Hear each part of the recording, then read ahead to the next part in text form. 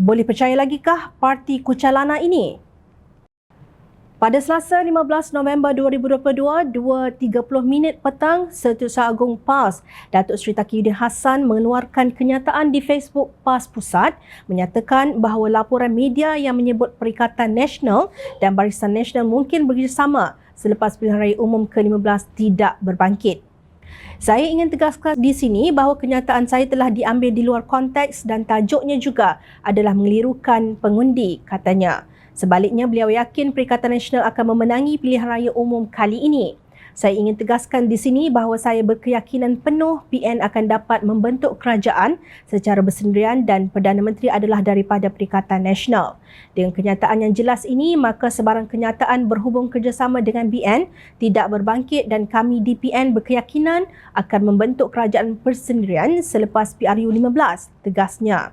Sebelum ini, hampir semua media di negara ini memetik kenyataan beliau bahawa PN sedia bekerjasama dengan BN dan membentuk kerajaan campuran selepas pilihan raya umum ke-15. Keutamaan pertama kami ialah BN.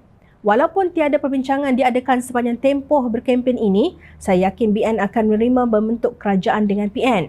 Ada perbincangan sebelum ini, tetapi walaupun kita tidak dapat bekerjasama sekarang, kita ada cakap mungkin kita boleh bekerjasama selepas PRU 15.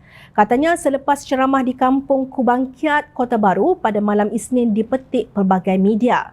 Bagaimanapun, kenyataan Taqiyuddin itu disangkal oleh Pengerusi Perikatan Nasional Tan Sri Mahyadin Mat Yassin. Tujuan Perikatan Nasional bertanding dalam PRU 15 adalah untuk membentuk kerajaan tanpa perlu bergabung dengan Barisan Nasional atau Pakatan Harapan. Saya sebagai Pengerusi Perikatan Nasional tidak pernah memberi mandat kepada Datuk Seri Taqiyuddin Hassan, Setiausaha Agung PAS untuk berunding dengan Barisan Nasional bagi tujuan membentuk kerajaan selepas PRU 15, ujarnya. Namun, hasrat bergabung dengan Barisan Nasional itu belum lagi benar-benar tiada dalam pemikiran calon PAS Parlimen Kota Baru itu. Pada petang itu, jam 3.54 petang, Sinar Harian melaporkan bahawa Taqiyuddin berkata pendirian PAS jelas jika diminta untuk bergabung, maka parti itu akan memilih BN.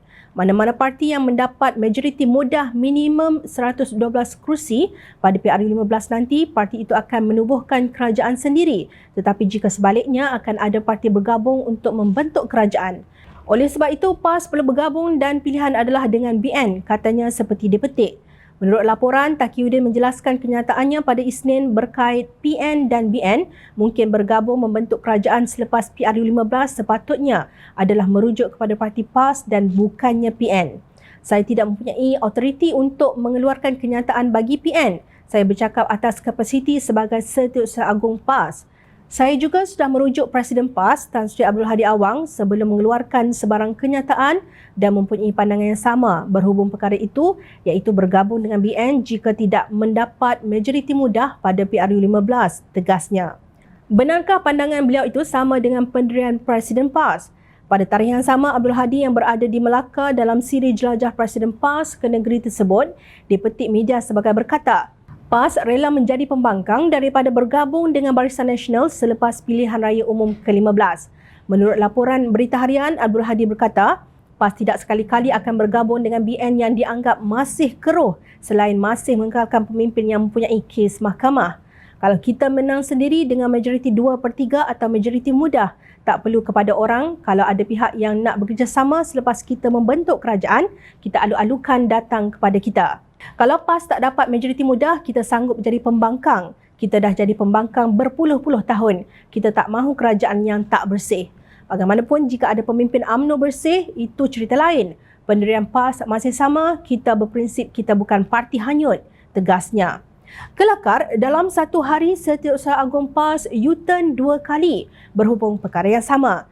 Presiden PAS pula seolah-olah tidak tahu apa yang dibuat oleh Setiausaha Agung parti itu apabila beliau berkata itu kenyataan dibuat sebelum Parlimen dibubarkan, bukan selepas Parlimen dibubarkan. Saya dah nyatakan bahawa kita tolak Barisan Nasional. Kenyataan Taqiyuddin itu pada Selasa 15 November 2022. Parlimen bubar pada 10 Oktober 2022. Abdul Hadi kata PAS bukan parti hanyut. Mungkin benar ia tak hanyut, ia cuma berpusing-pusing dalam kucalana yang dibuatnya sendiri. Bolehkah kita letakkan masa depan negara di tangan pemimpin seperti ini?